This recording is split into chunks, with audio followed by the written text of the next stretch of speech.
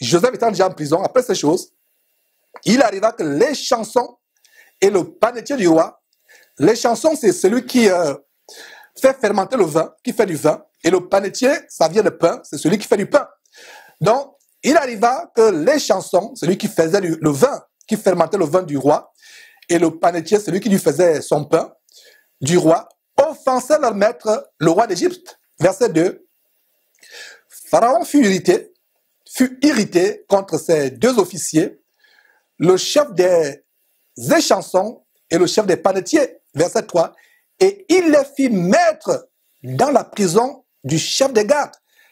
Dans la prison, dans le lieu où Joseph était enfermé.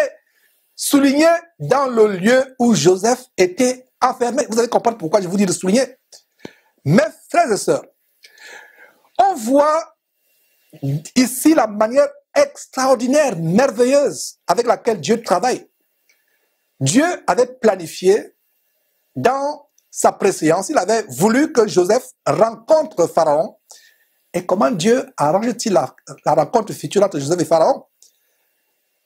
Voilà comment Joseph, pendant qu'il est en prison, Dieu amène Pharaon à se fâcher, à être courroucé, irrité contre deux de ses serviteurs, qu'il met en prison. Et ces deux serviteurs atterrissent où? Dans le même cachot que celui de Joseph. Et non seulement dans le même cachot, dans la même cellule, dans le même endroit où Joseph se trouvait. Voyez-vous comment Dieu arrange la rencontre entre les personnes, mes frères et sœurs, même dans une prison, afin d'accomplir ses desseins divins. Voilà la souveraineté de Dieu, mes frères et sœurs. N'est-ce pas extraordinaire? C'est extraordinaire, mes frères et sœurs. Dieu a des plans merveilleux, même quand il permet à ses enfants d'être mis en prison. D'être mis en prison, même injustement. Vous vous rappelez quand Dieu apporta l'évangile et le salut à un geôlier, c'est-à-dire à un gardien de prison, à Philippe. Qu'est-ce que Dieu a fait? Dieu avait vu depuis le ciel quelqu'un dans la ville de Philippe, un gardien, avait vu que ce gardien de prison avait faim et soif du salut de la vérité et qu'il devait être converti. Et comment Dieu a-t-il planifié la conversion de ce gardien de prison? Comment Dieu a-t-il planifié pour que l'évangile atteigne ce geôlier? Dieu s'est dit, lequel de mes serviteurs devrais-je envoyer qui est disposé même à aller en prison injustement pour amener une âme à Christ? Il a dit, ok, je vois, il y a Paul, mon fidèle serviteur, alors permettons qu'il soit injustement mis en prison suite à une fausse accusation. Et Paul n'était pas comme... Dieu s'est certainement dit, mon serviteur Paul n'est pas comme ces super apôtres de néant qui aiment prêcher uniquement dans les endroits luxueux et confortables. Il y a certains qui exigent, même quand vous les invitez dans une ville pour prêcher, ils exigent que l'hôtel soit 5 étoiles. Ils exigent qu'il faut une limousine comme cortège avec des motards. Paul n'était pas comme eux. Comme ces gens qui aiment les 5 étoiles et les cortèges, ils aiment y être conduits comme des rois, avec des cortèges présidentiels. Mais Dieu dit, mon serviteur Paul, qui est humble, serait disposé à aller même en prison pour amener une seule âme à la conversion. N'oubliez pas ce verset qui dit qu'il y a une joie, grande fête au ciel, grande joie au ciel pour combien d'âmes? 1000 âmes? Non. 500 âmes? Non. 100 âmes? Non. 10 âmes? Non. 5? Non. 2? Non. Il y a joie au ciel. Comment? Combien? Une seule âme se répand. Donc, Paul est envoyé par Dieu. Vous pensez que c'était par hasard? Est-ce que vous comprenez là où je vais vous amener? La prison dans laquelle vous êtes peut être une grande porte, non seulement pour vous, mais pour la délivrance de quelqu'un. Donc, regardez comment Dieu planifie la rencontre entre Pharaon et Joseph. Il envoie 2 prisonniers. Même Joseph lui-même était en prison. Et regardez comment, revenons dans le cas avec l'apôtre Paul, mes frères et sœurs, c'est une parenthèse que j'ouvre. Regardez Dieu envoie l'apôtre Paul en prison. Dieu envoie l'apôtre Paul en prison. Il dit, je vais envoyer mon serviteur Paul, il est disposé à aller en prison, même en prison, pour amener une seule âme à la conversion. Donc voilà comment Dieu a planifié la conversion du gardien de prison. Hein? Ça ne paraît pas clair ce que je vous dis. Mes frères, ça ne paraît toujours pas clair. Vous avez du mal à très bien comprendre ce que je vous dis. Alors, examinons attentivement cette histoire que vous allez lire vous-même plus tard, dans Actes chapitre 16. Examinons attentivement cette histoire. N'y allons pas, vous allez la lire plus tard. Cette histoire en Actes chapitre 16, où Paul avait été jeté en prison pour avoir chassé un esprit de Python d'une femme esclave qui, en faisant la divination, procurait, rapportait beaucoup d'argent à ses maîtres. Et cet esclave harcelait Paul pendant plusieurs jours. Paul était avec Silas, son compagnon de route. Cette femme harcelait, du moins c'est l'esprit de Python qui a été en elle, qui harcelait Paul, en disant, ces hommes sont les serviteurs du Dieu très haut. Ils vous annoncent la voie du salut.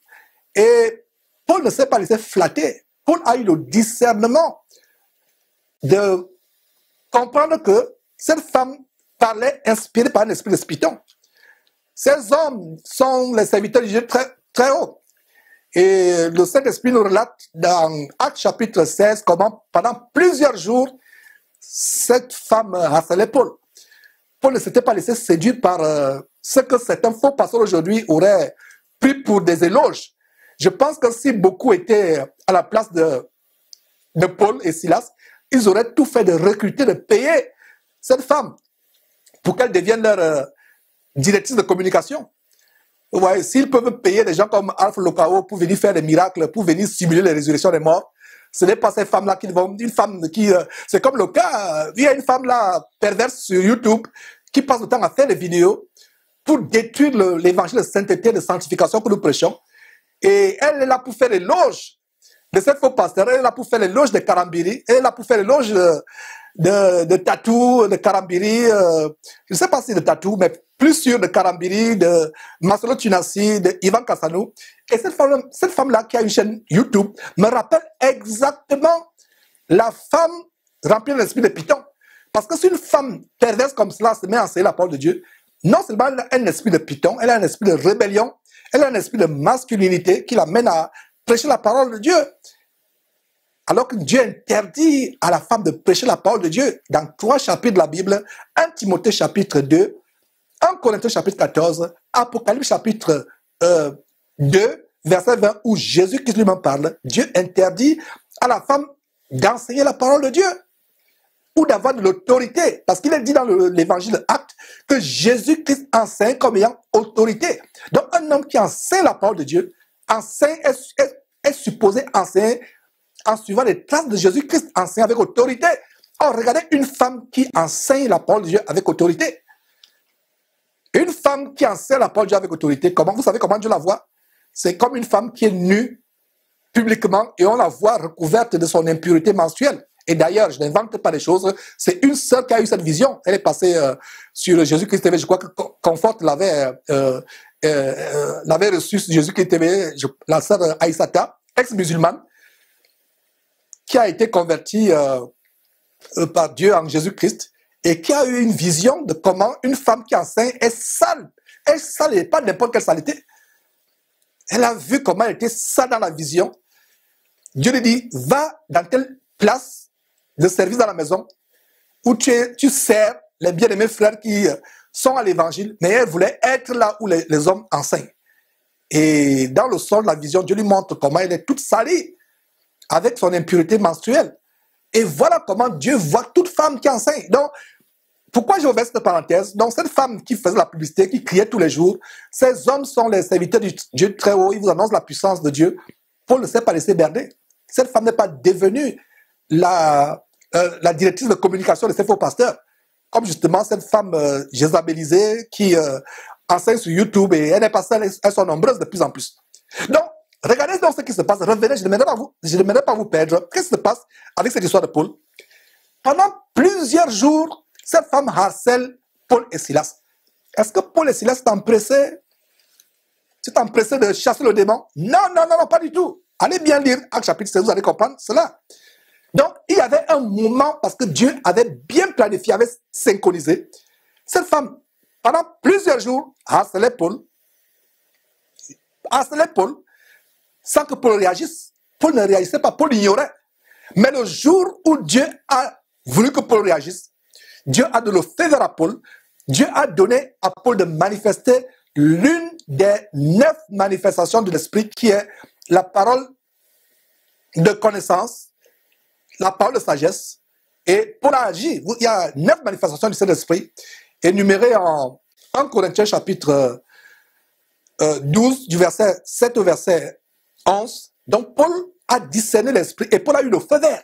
Pendant plusieurs jours, cette femme a harcelé Paul. Mais le jour où Dieu a voulu que le geôlier rencontre Paul et que le geôlier soit sauvé, c'est ce jour-là que Paul dit au serpent, au python qui est dans la femme, sors de cette femme. La femme a été délivrée. Le même jour, Paul est jeté en prison. Parce que les maîtres de cette femme, voyant que la femme ne fait plus de faire la divination, et toutes les personnes qui font la divination, même les soi-disant églises, sont remplies de femmes et d'hommes ayant l'esprit de divination. Dieu m'a montré ceci sur toi. Dieu m'a montré ceci. Dieu m'a montré que tu auras un château dans 4 mois. Dieu m'a montré que tu auras un avion. Dieu m'a montré ceci. Dieu m'a montré cela. Mais ce qui est bizarre, c'est que la personne à qui on dit Dieu m'a montré que tu auras un avion dans 4 mois, on ne voit pas que cette personne était en boîte de nuit avec la femme de son voisin, de quartier, en boîte de nuit, la veille.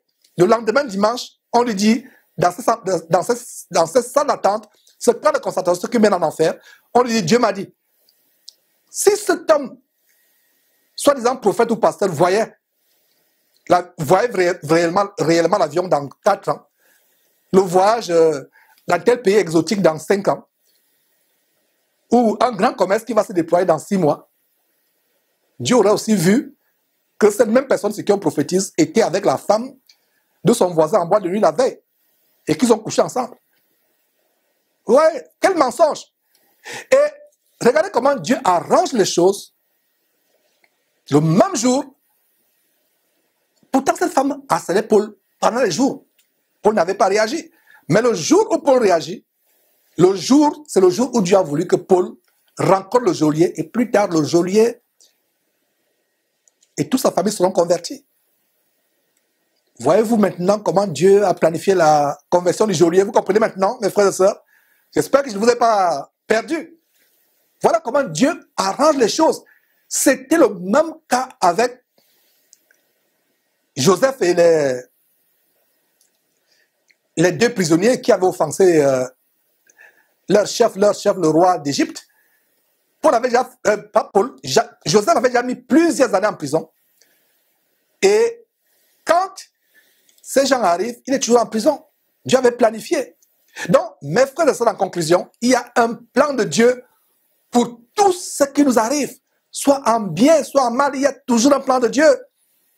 Je me demande combien de chrétiens sont prêts à croire avec moi que être injustement jeté en prison peut aboutir à quelque chose de bien, de grand plus tard. Combien parmi vous qui suivez cet enseignement actuellement êtes d'accord? Combien? Voilà, il y a une main qui se lève ici au studio. Dieu soit loué. Voilà. Dieu soit loué pour ça. J'espère que tu as levé la main aussi là où tu es en train de suivre cette émission. Combien croyez-vous que Dieu te met en prison aujourd'hui? Tu crois que c'est quelque chose de bien qui t'arrive? Combien de personnes croient que si Dieu arrange la vie à ton enfant, permet que ton enfant meure aujourd'hui, c'est qu'il y a quelque chose de grand qui arrive? Y compris ton mari, y compris ton époux, ton épouse. Tout est merveilleux. Toi, tu te mets à pleurer parce que ton mari est mort, ton époux est mort, alors que c'est au ciel qu'il est parti. Du moins, s'il est en route vers le ciel. Pour en attendre l'enlèvement. S'il avait encore vécu une semaine, peut-être il aurait commis un péché grave, qui l'aurait conduit en enfer. Est-ce que vous voyez les voies de Dieu? J'aimerais que nous développions cette assurance que quel que soit ce qui nous arrive, Ce grand verset qui dit « Toutes choses concourent au bien de ceux qui aiment Dieu ». On peut lire ça dans le livre de Romains, chapitre 8. Toutes choses concourent au bien de ceux qui aiment Dieu. Est-ce que vous croyez avec moi qu'il y a un plan pour tout dans notre vie, soit en bien, soit en mal? Combien de chrétiens, combien parmi vous qui me suivez, croyez que même j'étais injustement en prison, même licencié injustement de cette entreprise, tu te retrouves dans le chômage, parce que tu n'as pas voulu falsifier les livres comptables de la compagnie, tu n'as pas voulu mentir avec eux. On dit, ok, tu ne fais pas comme nous, tu es à la porte. Combien parmi vous qui me suivez, croyez-vous que c'est quelque chose de bien qui arrivera plus tard? Ça peut faire 1 an, 2 ans, 3 ans, même 5 ans, même 10 ans. On va voir combien de temps.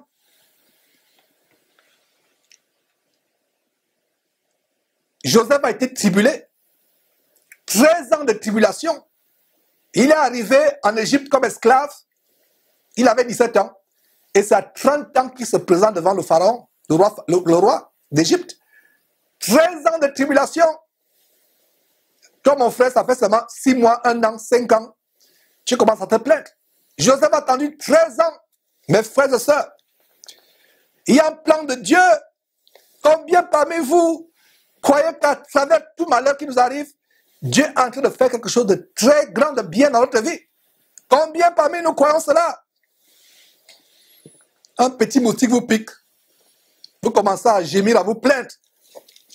Et c'est quand vous serez injustement jeté en prison que vous allez dire merci à Dieu pour cet emprisonnement injuste. Pas du tout. Voici Joseph, un homme qui vécut longtemps avant la nouvelle alliance en Christ Jésus dans laquelle vous et moi nous sommes. La merveilleuse nouvelle alliance en Christ Jésus. Ma prière est que nous apprenions beaucoup de choses de la vie de Joseph et que nous les mettions en pratique. Un homme qui nous remplit de honte. Nous qui sommes parvenus dans la nouvelle alliance. Un homme pourtant qui a vécu dans l'ancienne alliance. S'il y a une seule chose, mes frères et sœurs, s'il y a une seule chose dans la vie de Joseph que nous devons retenir, une seule chose que la vie de Joseph nous enseigne, la voici, c'est que malgré toutes les connaissances bibliques que nous avons, toutes les doctrines que nous avons accumulées dans notre cerveau, si nous ne comprenons pas ce que Joseph a compris au travers de toutes les épreuves auxquelles il a été confronté, toutes ces connaissances bibliques que vous recevez derrière Jésus-Christ TV, toutes ces écoles bidons dans lesquelles vous vous êtes inscrits pendant des années, qu'on vous a d'ailleurs fait payer, en violation du commandement de Dieu de Matthieu chapitre 10, verset 8 qui dit, vous avez reçu gratuitement, donné gratuitement, ils vous font payer les coûts bibliques. Donc malgré toutes ces connaissances bibliques que vous pouvez avoir, cela ne vaut rien. Ça fait de vous une coquille vide. Combien de connaissances théoriques de la Bible les gens ont aujourd'hui, mais ils ne deviennent pas des Joseph. Comme je disais au frère Sostel, et je pense que je voulais partager l'émission passée, je lui disais, s'il y avait 5 Joseph aujourd'hui dans le monde, je vous assure que on bouleverserait le monde. On bouleverserait le monde. 2 Joseph en Amérique du Nord, en Amérique du Sud, un Joseph en Afrique, un Joseph au Moyen-Orient, chez les Arabes, un Joseph en Asie. 5 Joseph. Des personnes sans peur, des personnes pures, intègres, ayant la haine du péché, ayant la crainte de Dieu. Jeune homme, je te lance encore le défi que je te lançais la semaine passée, le samedi passé. Élève-toi et surpasse même le standard de Joseph, de crainte de Dieu, de pureté. Un jeune, il s'agit d'un jeune, il ne s'agit pas d'un vieillard. S'il y a une chose que nous devons comprendre, malgré les connaissances bibliques qu'on a aujourd'hui, les gens ne comprennent pas ce que j'aimerais que vous compreniez. Ils ont des bagages, il y a des certificats qu'on leur donne, des diplômes qu'on leur donne, et de plus en plus, ils ont des toges. Ma soeur, toi qui me suis, brûle la toge que tu as reçue chez ICC. Brûle les toges que tu as reçues après une formation biblique. Il y a une soeur du côté du Gabon. Je ne sais pas si elle me suit actuellement. Elle était tellement contente, elle m'envoie une photo sur Facebook. Pas sur Facebook, sur WhatsApp, où elle a la toge. Elle me dit, Georges, je suis sorti de l'école biblique, voilà mon diplôme. Ah! Je vous assure qu'elle pensait et je savais que ma réponse devait l'affliger. Alors, avant de lui répondre, j'ai vraiment recherché des mots empreints de beaucoup de sagesse pour lui montrer que tout ça, ce n'est que de la poussière, ce n'est que de la boue. Parce qu'elle me dit, Georges, voilà, j'ai accompli quelque chose dans ma vie. Il y a le chapeau carré au-dessus, avec du tissu en bas qu'on accroche là, etc. La toche, avec le rouleau. Ça ne sert à rien. Tu deviens graduate, ça veut dire que tu deviens diplômé d'une école publique. Bidon qu'on t'a fait payer. D'ailleurs, on t'a fait payer une abomination. Ils t'ont fait payer le péché parce que ces gens qui te font payer l'école publique, c'est comme si, avant de suivre Jésus-Christ TV, vous devez d'abord payer 5 € pour vous connecter. Si vous payez, vous allez payer le péché que je vous ai... Parce qu'en fait, c'est moi qui pêche et je vous fais payer le péché. Je vous expose au péché. Vous sortez de cette cour publique tout simplement avec des ventres ballonnés spirituellement. Ça, c'est du quachocor spirituel, du berry spirituel. Vous avez spirituellement des petites jambes, spirituellement une grosse tête, des petits bras, mais un gros ventre ballonné de pourriture spirituelle qui vous font ingurgiter dans ces mouroirs évangéliques qu'ils appellent église. Et vous allez avoir des toches. Si vous pouvez savoir comment Dieu vous voit. Êtes-vous au standard de Joseph? Le mois de moustique vous pique, vous commencez à vous lamenter. Le frigidaire se vide pendant 2 jours, vous commencez à pleurnicher. Et vous dites que vous avez des écoles bibliques. Vous avez des diplômes, pardon, dans les écoles bibliques. Foutaise de foutelles, poubelle de poubelles. Mes frères et sœurs, regardez un homme de l'ancienne alliance qui n'avait pas de Bible, qui n'avait pas d'église, qui n'avait pas ces enseignements de Jésus-Christ. Un homme qui était loin de ses parents, en servitude, en Égypte, au fin fond d'une prison, dans une caverne souterraine, partageant sa couche avec les limaces, les vermines de la terre. Voilà comment Dieu était avec ce jeune homme, intègre, pur, créant Dieu, ayant sa confiance en Dieu. C'est pour ça que je n'ai pas voulu qu'on aille vite. J'ai voulu qu'on voit, j'avais prévu qu'on devait voir 2 chapitres. J'ai dit non, allons pas à pas. Sirotons des révélations grandes dans le livre de Genèse, ne nous pressons pas. Rien qu'un chapitre peut en faire l'objet des heures et des heures d'enseignement. Mais je me fais l'effort d'être bref. Mes frères et sœurs, Joseph n'avait pas tous ces diplômes théologiques, tous ces diplômes qu'on donne. Il y a certains frères ou sœurs qui sont tellement contents. Ils encadrent ça, ils mettent sur soit au bureau, soit à la maison, au mur. Ils en sont fiers. Mes frères et sœurs, combien de connaissances théoriques les gens ont aujourd'hui de la Bible, mais ils ne deviennent pas Joseph dans les moments de tentation ou de persécution. Mon frère, malgré ton diplôme théologique, peux-tu résister à la luxure quand tu vois ta collègue de travail se dandiner avec ses courbes de Beyoncé à côté de toi? Peux-tu résister? Qu'est-ce que le diplôme théologique va faire par rapport à la tentation? Est-ce que vous commencez à comprendre que le véritable caractère du chrétien, c'est la crainte de Dieu? C'est une richesse de crainte de Dieu. Quand vient une petite tentation, ils n'arrivent pas à résister, c'est eux les premiers à pleurnicher. Mais ils ont les touches, ils ont les grands diplômes théologiques. Quand vient une tribulation, une persécution, ils oublient très vite ce grand verset pourtant qu'ils ont mémorisé, qu'ils aiment réciter à d'autres personnes. Ce verset qui dit que toutes choses concourent au bien de ceux qui aiment Dieu. Pourtant, c'est eux qui aiment réciter ce verset. C'est quelqu'un qui aime, non frère, ça va aller, toutes choses concourent au bien de ceux qui aiment Dieu. Mais quand lui-même le problème arrive, petit problème, même les 1/100 du problème qui t'est arrivé, ils oublient le verset qu'ils t'ont donné. Mes frères et sœurs, ils oublient ce verset. Que toutes choses concourent bien de ceux qui aiment Dieu, même si ceux qui aiment Dieu vont en prison, toutes choses vont concourir à leur bien. Je dis bien aller en prison injustement. Si vous allez en prison pour avoir commis une faute, Dieu n'est plus là. Je parle d'aller en prison injustement. Donc mes frères et sœurs, toute cette connaissance biblique que vous avez accumulée au fil des années sont du néant, c'est du vent, c'est de la boue.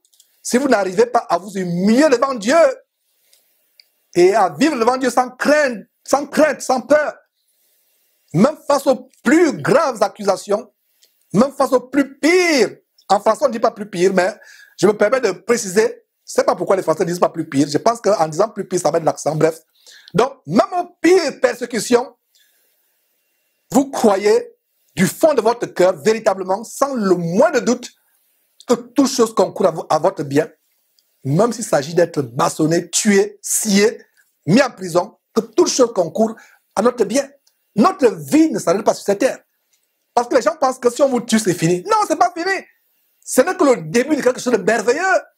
La mort pour le chrétien n'est que le début de quelque chose de très très grand. L'éternité.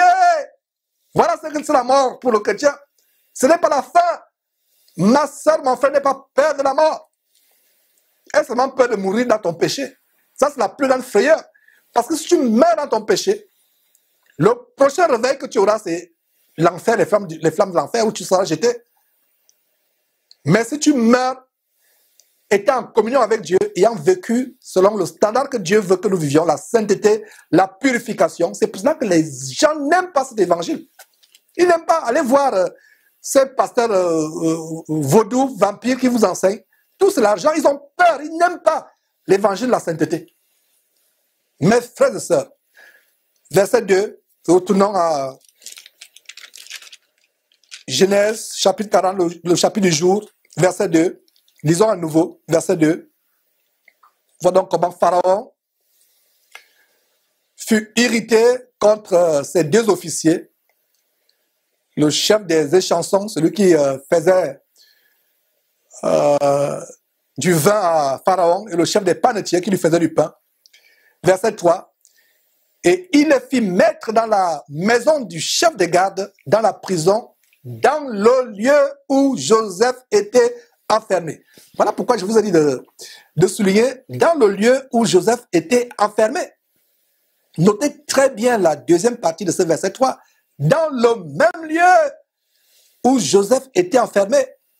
Extraordinaire, mes frères et sœurs, extraordinaire. Vous voyez la souveraineté de Dieu préparant la rencontre future entre Joseph et Pharaon. Il est souverain. Dans le même lieu.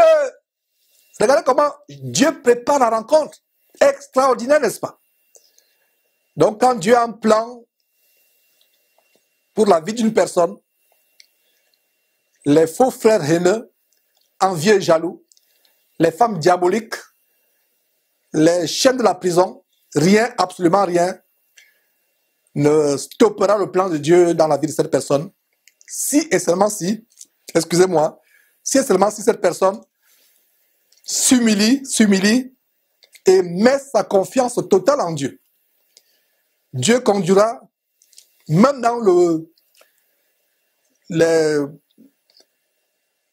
les circonstances que votre intelligence ne peut pas imaginer, parce que Dieu fait des choses infiniment au-delà de tout ce que nous pouvons penser ou espérer. Donc Dieu conduira, même dans le lieu où tu te trouves, une personne qui sera un instrument, l'instrument de Dieu pour ta délivrance, si et seulement si tu as le même cœur d'humilité, la même crainte de Dieu, la même foi inébranlable que Joseph. On va ouvrir une parenthèse avec Somme 105, mes frères et sœurs. Somme 105, à partir du verset 17, on va dire du verset 17, verset 17 et suivant, Somme 105. À partir du verset 17, en fait, le Saint-Esprit nous révèle en Somme 105, à partir du verset 17, on va lire du verset 17 jusqu'au verset 20, et même après le verset 20, on va lire. Donc, le Saint-Esprit nous révèle en Somme 105, à partir du verset 17, le Saint-Esprit nous révèle plus clairement ce qui arriva à Joseph dans la prison. Non seulement dans la prison, mais plus tard, après sa sortie de prison, après sa délivrance de l'adversité. Regardez comment le Saint-Esprit est plus clair. Et je vous ai toujours donné les clés de compréhension de la parole de Dieu. La Bible se complète et elle s'interprète elle-même. Le récit de Joseph n'est pas... Parce que quand j'ai commencé à expliquer ce qui est arrivé, comment Dieu a planifié, les gens vont me dire, mais Georges, tu as lu ça où? J'espère que tu n'inventes pas les choses qui ne sont pas dans la Bible. Alors, ceux qui se posaient les doutes quand ils disaient, non, Dieu avait tellement planifié, Dieu a envoyé deux personnes au moment opportun pour se retrouver prisonnières au même lieu où Joseph était. Dieu avait planifié. Le Saint-Esprit apporte plus d'éclairage en Psaume chapitre 105 verset 17. Qu'est-ce que nous lisons? Nous lisons ceci.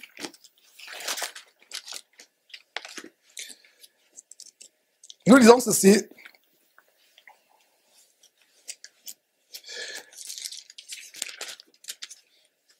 Voilà. Verset 17.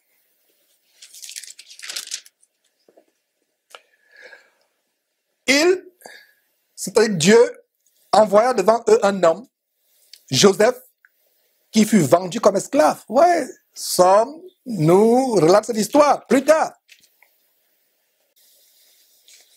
Le Saint-Esprit nous relate cette histoire plus tard. Donc, Dieu envoya devant eux, l'Éternel Dieu envoya devant eux un homme, Joseph, fut vendu comme esclave, verset 18. On serra ses pieds dans les liens. Et ça, Genèse chapitre 40 ne l'a pas montré, n'est-ce pas, qu'on serra ses pieds. Vous pensez que Joseph a été mis seulement en prison selon le chapitre 40 comme cela? Non. La Bible nous donne plus de détails. Plus tard, le Saint-Esprit nous apporte plus de détails. N'oubliez pas que le Saint-Esprit est derrière la parole de Dieu. Parce que chaque fois qu'elle dit que le Saint-Esprit dit ceci, le Saint-Esprit nous révèle. Les gens disent, mais Georges, pourquoi tu dis cela? Le Saint-Esprit est ce par quoi la parole de Dieu nous a été apportée. C'est poussé par le Saint-Esprit que les hommes ont parlé de la part de Dieu.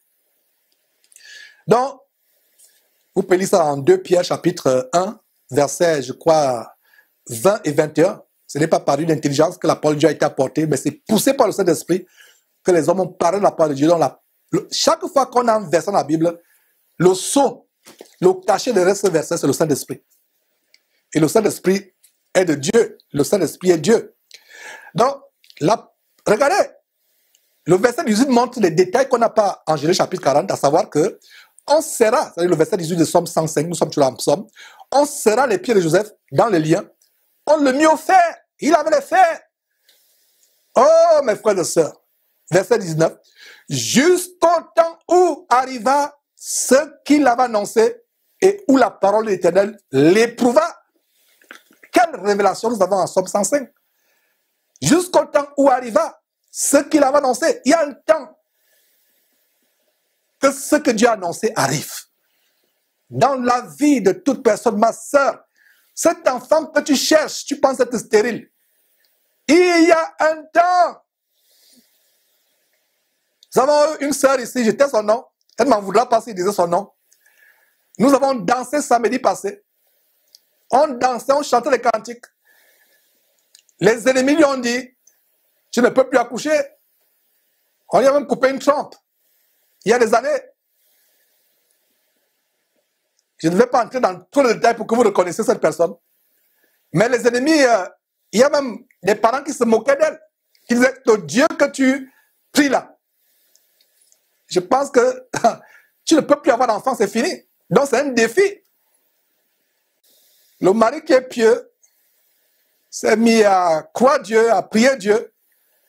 Et aujourd'hui, mes frères et sœurs, j'ai la joie de vous annoncer que cette femme qui est membre de Jésus-Christ TV attend un enfant. Et voilà comment, ma sœur, que cela soit pour toi une édification, une consolation. Il y a un temps pour tout. Là où les gens ont dit, le médecin, même l'hôpital te dit, tu ne peux plus enfanter, il n'y a plus rien pour toi. Même si tu n'as plus de trompe, tu peux avoir une descendance. Même si le médecin te dit qu'il te reste 2 jours à vivre, si c'est la volonté de Dieu, qu'il se terre pour te retrouver au ciel. Si ce n'est pas la volonté de Dieu que tu meurs, mets ta foi en lui, tu ne vas pas mourir. Il y a un temps, regarde le verset 19, on mit Joseph au fer au verset 18, on serra ses pieds dans des liens, verset 19, jusqu'au temps où arriva ce que Dieu avait annoncé. Il y a un temps où ce que Dieu a annoncé arrive dans la vie de chacun d'entre nous. Le verset continue, et où la parole de l'Éternel l'éprouva. Avant de lire ce verset, quand on partageait quelques détails, je vous disais que Joseph a été mis à l'épreuve. Il a été testé. Il y a des gens qui vont dire, mais Georges, tu as lu ça où? Voilà la révélation. Où et où la parole de l'Éternel l'éprouva. L'éprouva où? Le testa. C'est comme quelqu'un qui passe l'examen. Vous êtes dans une académie militaire où c'est tellement physique, challenging, physiquement. Vous devez passer de grade en grade. Et au fur et à mesure que vous montez les grades, les épreuves deviennent plus coriaces, au point où vous pouvez même perdre la vie. Donc voilà comment Dieu éprouve Joseph. La parole de Dieu l'éprouva. L'éprouva comment? La parole de Dieu l'éprouva dans la maison de Potiphar. Et il a réussi le test dans la maison de Potiphar en refusant de coucher avec la femme diabolique de Potiphar. La parole de Dieu l'éprouva encore où? Dans la prison. Jusqu'à quel moment? Jusqu'au temps que Dieu avait prévu. Et ce temps était quand Joseph avait 30 ans. Comme on le verra en Genèse chapitre 41 la semaine prochaine. Genèse chapitre 41, verset 46. C'est quand il avait 30 ans. La parole de Dieu mit Joseph en épreuve pendant combien de temps? 13 ans. Il arrive en Égypte à 17 ans. C'est à 30 ans quand il se présente devant Pharaon pour devenir le remplaçant de Pharaon. J'ai dit bien le remplaçant. La Bible dit qu'il était le second. Mais je vais vous démontrer, et vous le savez, pour vous qui avez bien examiné en fait, c'est lui qui avait... Parce que le Pharaon enlève l'anneau, j'anticipe, quand le Pharaon enlève l'anneau de sa main et met l'anneau au doigt de Joseph, c'était symbolique, c'est comme la reine d'Angleterre qui n'est qu'un nombre, ou bien qu'une ombre, excusez-moi, qui n'est qu'une ombre. Et en réalité, c'est le premier ministre qui gouverne tout. Elle n'a que le prestige qui gouverne l'Angleterre, la Grande-Bretagne. Ou l'Angleterre. C'est le premier ministre. En réalité. Et je pense que Joseph était même plus qu'un premier ministre. Rien ne pouvait se faire. Et là, d'abord, la révélation va nous être donnée. Donc, après que la parole de Dieu l'éprouve, le teste pendant 13 ans, il devient le numéro 1 de l'Égypte. Non, parce que les gens m'ont dit le numéro 2. Non, moi je pense que c'était le numéro 1. Vous allez comprendre pourquoi. Donc il y a des chrétiens aujourd'hui qui, peu de temps seulement après, qui sont convertis, s'empressent à se jeter dans la prédication ou avoir un tel ou tel ministère, sans être passés par des épreuves. Ils veulent devenir de grands serviteurs de Dieu sans avoir été éprouvés par Dieu, au travers des persécutions, des tribulations, etc. Et plus tard, ils sont confrontés à un échec lamentable. Exactement comme deux rois en Israël, Saül et Salomon, qui ont reçu la royauté comme étant petits, comme ils sont nés avec une cuillère en argent dans la bouche. Rien à voir avec David qui a eu beaucoup d'épreuves avant d'être roi. Et regardez comment David est fini et comparé avec comment Salomon est fini, comment Saül est fini. Ils n'ont pas eu d'épreuves dans leur vie. Ils n'ont pas été éprouvés. Rien, mes frères et sœurs. Donc, toi, jeune personne, jeune gens, dès que tu es converti en Christ, on aime bien les gens zélés, mais il faut faire très attention. Il faut être éprouvé. Il faut être éprouvé. Il faut passer par les tests. On s'empresse à être évangéliste, on s'empresse à avoir un ministère. C'est dangereux. Et la parole de Dieu dit qu'il n'y a pas parmi vous un grand nombre qui se mettent à enseigner, car nous serons jugés plus sévèrement.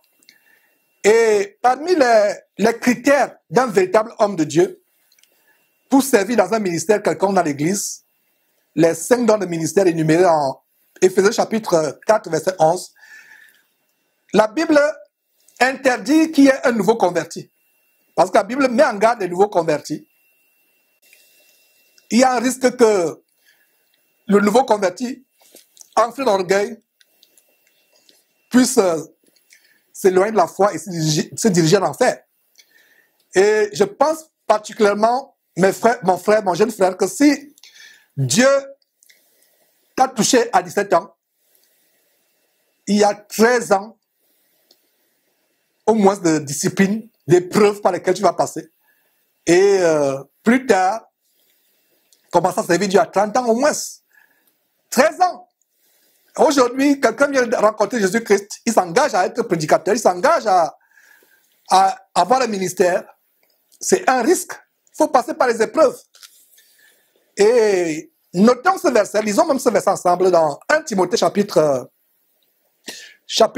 plutôt 2 Timothée, pas 1 Timothée, Mais deuxième épître de Paul à Timothée, chapitre 2, verset 15, on va voir la recommandation du Saint-Esprit.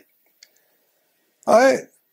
Il ne faut pas finir comme Saül et comme le roi Salomon, qui ont mal fini parce qu'ils ne sont pas passés par les épreuves contrairement à David. Nous avons aussi le cas plus près de nous de Démas, le compagnon de Paul. Et Paul se lamente en disant, Démas m'a abandonné parce qu'il est retourné à ce qu'il a vomi. L'amour pour le monde, l'amour pour les choses mondaines. Ça, c'est plus près de nous.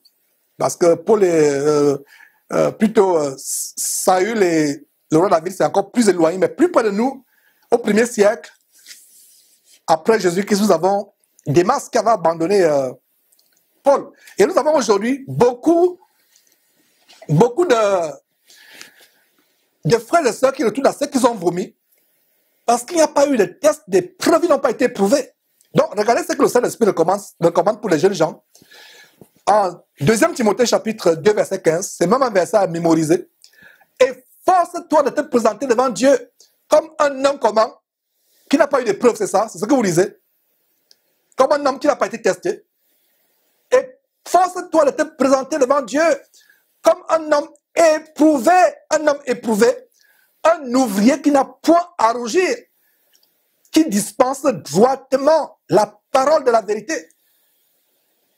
Nous devons dispenser, enseigner droitement la parole de la vérité. Mais avant cela, regardez les étapes. Beaucoup de chrétiens veulent enseigner la parole de Dieu sans passer par les épreuves, sans avoir été testés par Dieu, éprouvés. Jeunes gens, après ta conversion, ne t'empresse pas à vouloir enseigner, à vouloir avoir un ministère. Le verset dit quoi? Efforce-toi, c'est un effort. Un effort n'est pas facile. Un effort est pénible. Un effort est douloureux. C'est pas facile, c'est pas agréable. C'est pas la joie de s'efforcer. Efforce-toi de te présenter devant Dieu comme quoi? Un homme qui n'aime pas avoir les épreuves, les persécutions, les outrages, les tribulations. Non! Efforce-toi de te présenter devant Dieu comme un homme éprouvé. Et c'est ainsi que plus tard, tu pourras faire la deuxième partie de ce verset.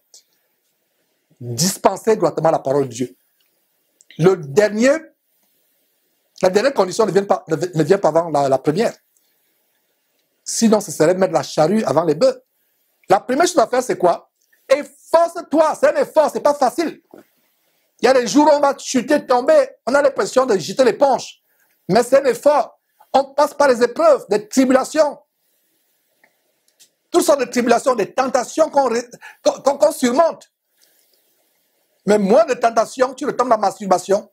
Moins de tentations, tu retombes dans la pornographie. Tu n'as pas été éprouvé. Il faut être éprouvé.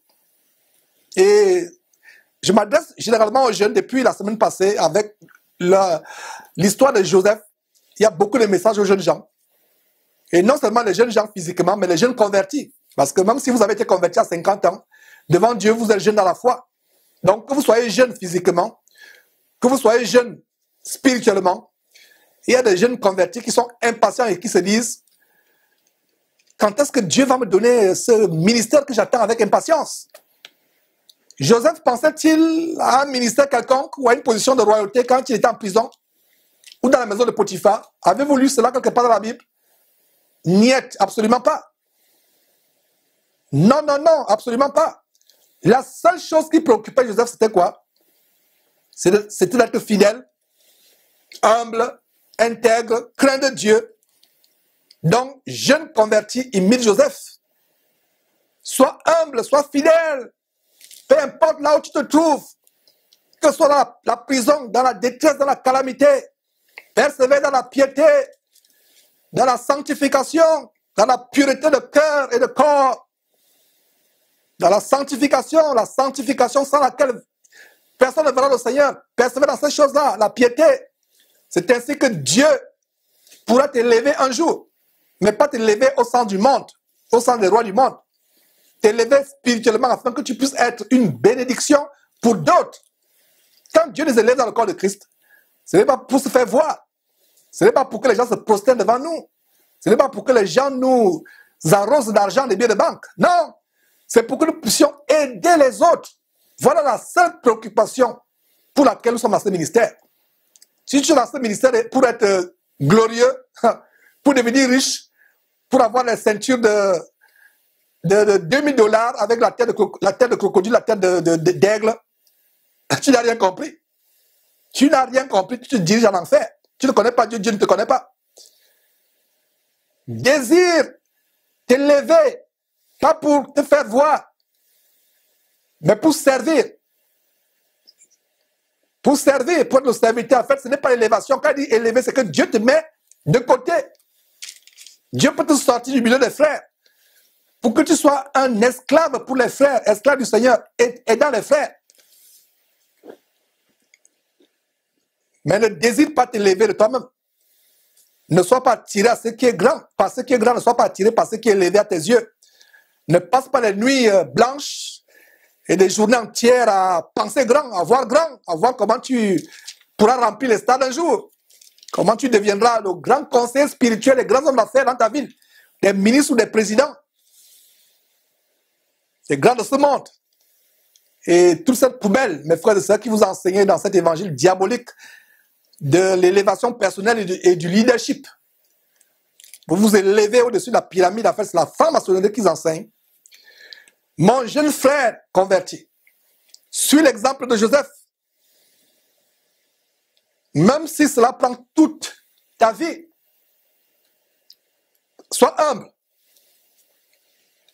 Sois humble, mon frère. Mais si tu empruntes un autre chemin, si tu empruntes une autre voie, autre que celle que je t'enseigne aujourd'hui, tu seras constamment déçu, très déçu. Et peut-être des dizaines d'années plus tard, aucun de tes rêves démesurés ne s'accomplira. Comme Alain Patrick Tsenge, qui avait été invité par Jésus-Christ TV, c'est lui-même qui a voulu passer Jésus-Christ TV, défendre l'évangile diabolique de la prospérité, qui dit que sa famille était pauvre, donc lui veut devenir pauvre, il va avoir les gratte-ciel, il va avoir des avions. C'était en 2005, non, c'était en 2013 ou 2014. 6 ans ou 5 ans plus tard, la question que j'aimerais poser à Alain Patrick Tsenge, si vous le connaissez, donnez-moi la réponse. La question que j'aimerais poser, c'est: as-tu lu ces avions 5 ans après? As-tu lu ces gratte-ciel? Et vous qui êtes dans leur camp de concentration, quel avion avez-vous vu? Avez-vous eu? Quel gratte-ciel? Lui qui vous dit de penser comment vous allez remplir les stades, quel stade avez-vous rempli? Et même si vous arrivez à remplir les stades, allez-vous remplir les stades des personnes converties? L'évangile de la sanctification ne remplit pas les stades. L'évangile de la sanctification fait vider les stades, fait fuir les gens. L'évangile de tambouriner 24 heures sur 24 heures sur le péché, les gens n'aiment pas cela. Parce que la Bible a prophétisé que dans les derniers temps, les gens auront la démangeaison. Ils vont se balader avec les cotons-tiges dans leur sac. Parce que l'oreille va tellement démanger. Ils nettoient l'oreille pour bien écouter les choses qui plaisent à la chair. Les gens auront la démangeaison d'entendre des choses agréables. Et se tourneront vers une foule de faux pasteurs. Ce n'est pas Georges qui le lit, c'est le Saint-Esprit qui le lit. Allez lire l'épître que Paul écrit à Timothée, les 2 épîtres qu'il écrit à Timothée. Les gens auront la démangeaison d'entendre des choses agréables et se tourneront vers une foule de faux pasteurs pour leur propre ruine. Et la ruine extrême, finale, suprême, excusez-moi, c'est l'enfer. Sur une foule de faux pasteurs. Donc si tu suis une voie autre que ce que j'enseigne, sur la base de la Bible, la voie de l'humilité, de ne pas rechercher ce qui est grand. Joseph n'avait jamais recherché. C'est faux pasteurs qui vous enseignent à imiter Joseph. Il vous enseigne le Joseph qui est devenu roi. Il oublie comment Joseph a commencé. Joseph n'avait jamais songé un jour, n'avait jamais désiré un jour être grand. Il pensait que c'était sa mort en prison. Et laissez-moi vous dire une chose. À l'époque de Pharaon, quand on entrait en prison, ce n'était pas pour sortir. Il n'y avait pas de grâce présidentielle. À moins que ce soit un miracle comme le miracle qui s'est accompli, où les chansons du roi seront rétablies dans sa fonction. Et tout ça, c'était le plan de Dieu, comment on va amplifier plus tard, de plus en plus. Donc ne désire pas t'élever par toi-même. Suis l'exemple de Joseph. Et Dieu lui-même pourra te mettre à part afin que tu sois plus tard une bénédiction pour beaucoup de personnes. Donc apprends à être humble. Apprends à être fidèle. Là où tu te trouves. Là où tu te trouves. Dieu pourra t'utiliser lui-même au temps convenable pour que tu sois une bénédiction pour d'autres personnes. Mais si tu passes le temps à t'amuser avec la femme de Potiphar, tu passes le temps à être rebelle à tes parents ou à l'autorité qui est au-dessus de toi, ton patron ou toute autorité, tu passes le temps à vivre de manière frivole, mondaine, voluptueuse, tu cours à ta perte. Retournons à Psaume chapitre 105, où le Saint-Esprit nous montre plus clairement ce qui arriva à Joseph, non seulement en prison, mais plus tard, après sa délivrance, sa sortie de prison. Nous avions lu le verset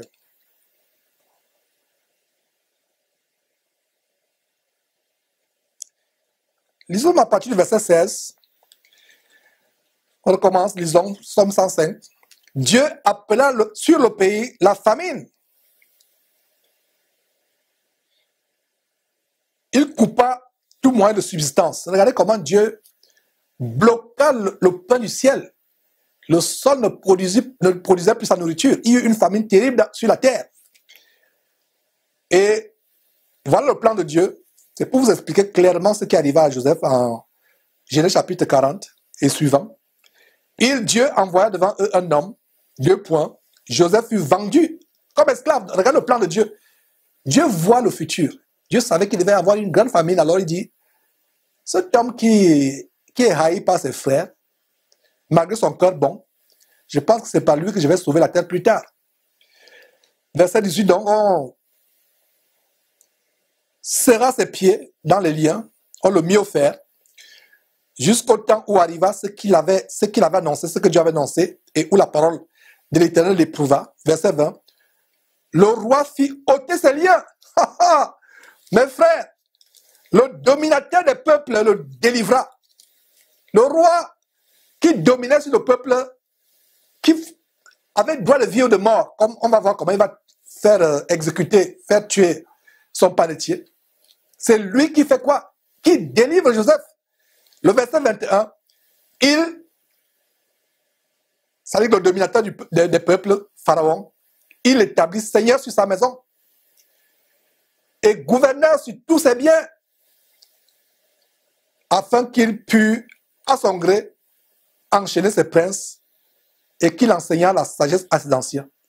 Est-ce que vous voyez comment ce que Joseph est devenu en Égypte? Est-ce que vous voyez comment Joseph est devenu en Égypte et ce qu'il a fait? Il pouvait, à son gré, enchaîner ses princes. Et il enseignait quoi? La sagesse à ses anciens. Les anciens d'Israël. Ses frères. Et vous allez voir comment il va leur parler après la mort de Jacob. Que aimez-vous les uns les autres. Parce que les frères pensaient qu'après la mort de leur père Jacob, Joseph devait se venger d'eux. Non, Joseph le parle avec sagesse. Et voilà le verset justement qui confirme que Joseph enseignait la sagesse à ses anciens. Retournons à Genèse chapitre 4. On voit des choses terribles. On ne va pas mettre long aujourd'hui. Du moins, je l'anticipe. Bien des fois, on peut faire des projets, mais les projets ne sont pas ceux que nous avons. Donc, mes frères, voyons ce qui se passe au verset 4. Genèse chapitre 40, le chapitre du jour. Le chef des gardes les plaça les 2 serviteurs du roi qui étaient en prison. Le chef des gardes les plaça sous la surveillance de Joseph, qui faisait le service auprès d'eux, et ils passèrent un certain temps en prison. Un certain temps. Et quand ces gens, par qui le plan du Dieu devait s'accomplir, arrivent en prison, ce n'est pas sur le champ, ce n'est pas une semaine après, ce n'est pas un mois. Ils viennent, ils passent encore le temps, c'est alors que test, parce que Dieu voulait encore tester Joseph pour voir comment Joseph s'occuperait de ces 2 prisonniers. Dieu les a envoyés pour que Joseph s'occupe d'eux. Voilà un autre test. Et Joseph a passé ce test avec brio. Donc si Dieu te confie 2 croyants pour que tu t'occupes d'eux, si tu ne peux pas t'occuper d'eux, tu ne pourras pas t'occuper de 50 personnes ou de tout un quartier ou de toute une ville ou de tout un pays.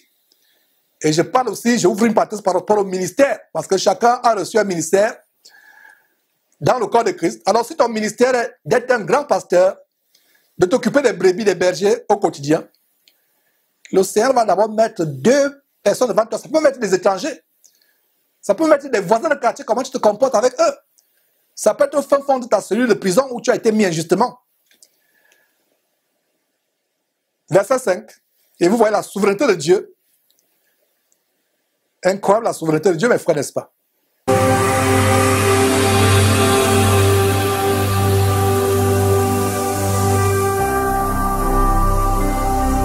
Jésus-Christ TV, vous connaîtrez la vérité et la vérité vous affranchira.